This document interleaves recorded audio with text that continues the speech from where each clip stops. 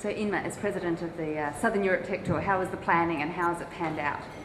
The planning was long, but the planning has been very interesting because I think for the first time we found that in the Southern European region the government agencies are very, very keen to join us, investors and corporations, into funding entrepreneurship and funding businesses and emerging technologies.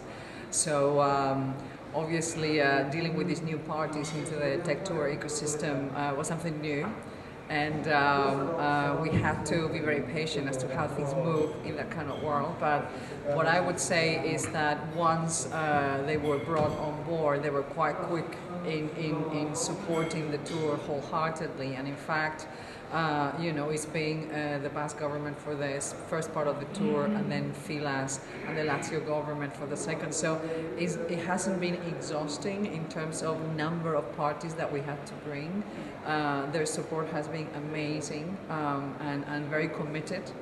And I think that this opens a new door for us for the coming next 50 tech tours to get much closer to government institutions, bilateral agencies, and then bring more parties to the tech tour family.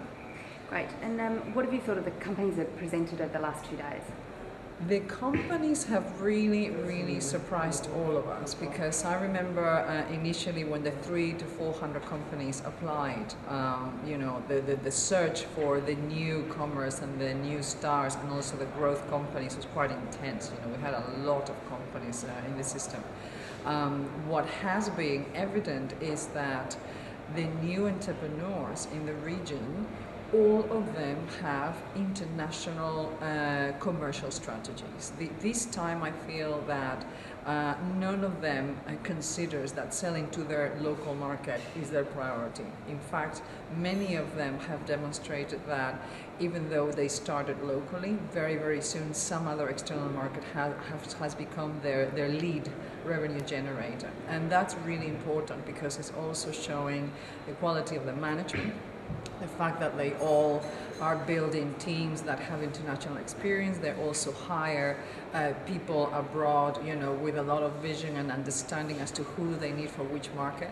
And in terms of the growth of the maturity of the executive teams have been phenomenal. It wasn't the case 10 years ago, as you remember.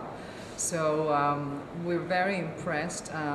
It's been quite interesting to see the different balance as to who are the software providers, who are the meditech providers. Very clearly in Italy we saw fantastic meditech companies, and in Spain it's more towards software encrypted, very rich data.